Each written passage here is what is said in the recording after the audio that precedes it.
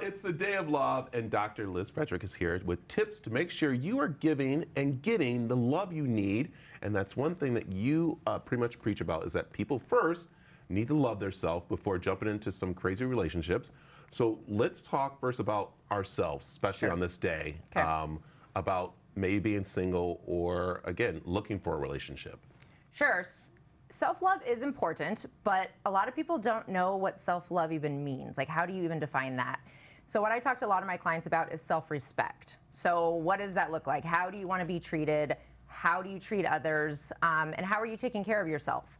That is important to first check in on that before we then look for a partner to add to the mix. Yeah, and today is a day, we'll say, people who are single shouldn't go looking for love, am I right? I mean, it's like grocery shopping while you're hungry, right? Like, you're you're open up to every possibility, not always the best. Yeah, and I think right now people are seeing, as I can say, the Taylor Swift and, Kelsey love out there, which is kind of like a little dangerous for some people, because that's not really the way love is seen through some people's eyes. Yeah, it really is not realistic. I was just talking about this the other day. I think that it is giving people unrealistic expectations. It's making people not feel great about themselves or their current relationship. So yeah, we got to keep in mind that's media. That is not how relationships really work. Okay, now let's go to people who are in relationships. Today is a very sometimes a make or break day. Sure.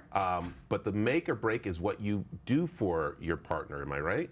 Yes, so Valentine's Day is so polarizing, right? Because there's the crowd of people who love it, the crowd of people who don't want anything to do with it, and often those people end up together. And so it creates a lot of conflict, it creates a lot of hurt feelings.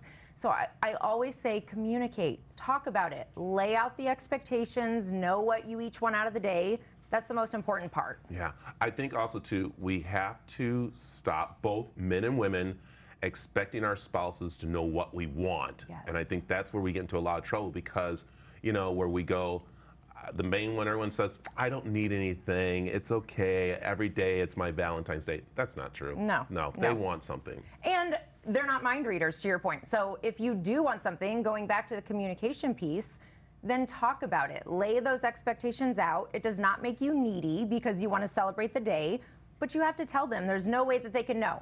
And if you're saying, I don't want anything, you can't expect something. It's not fair. Right, and that's because, guys, we take that. She didn't want anything, so I'm going golfing. Yeah, I know that from experience. You definitely take that. And so how do we handle that? So say, for instance, how does someone handle where, again, she says she doesn't want anything, he says he doesn't, but then they're expecting something. So how in a relationship should we go forward? Because that's going to be a lot of fighting going on. Right. So that's a much deeper issue of what's going on that you don't feel safe to communicate, and how can you work to resolve that? How can you create safety in these hard conversations? And so really not like a topic for Valentine's Day, right? Like we're not trying to hash this out today, but think about the 364 other days of the year. Start practicing having hard conversations. Yeah, and that's where your team comes in with a lot of different things to counsel, of course, single and partners on their relationship. And it should probably start today. If someone's saying, you know what, we're having problems, why don't we go start seeing a counselor? Yeah, today would be a great opportunity that it's like bubbling up. It's bringing it really to light of what's going on in your relationship.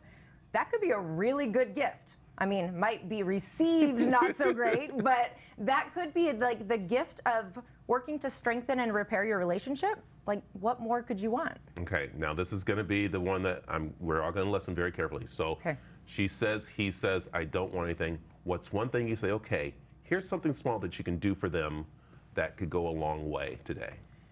Yes, so an act of service, or even a handwritten card, leaving little love notes around the house. It doesn't have to be expensive, it doesn't have to be a lavish gift, but do something. Make an effort of some type. And Valentine's Day gets that bad rap all of the time, but it's okay if you want to feel special today. Like, that's okay. Yeah.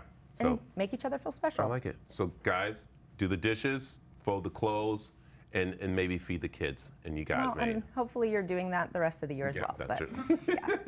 Doctor, where can they find out more about, of course, what we talked about and getting a hold of you? Yes, evolvecounselingaz.com is our website, and you can find me on Instagram at Dr. Elizabeth Fedrick. There you go. All right, and of course, we also have information on azdailymix.com.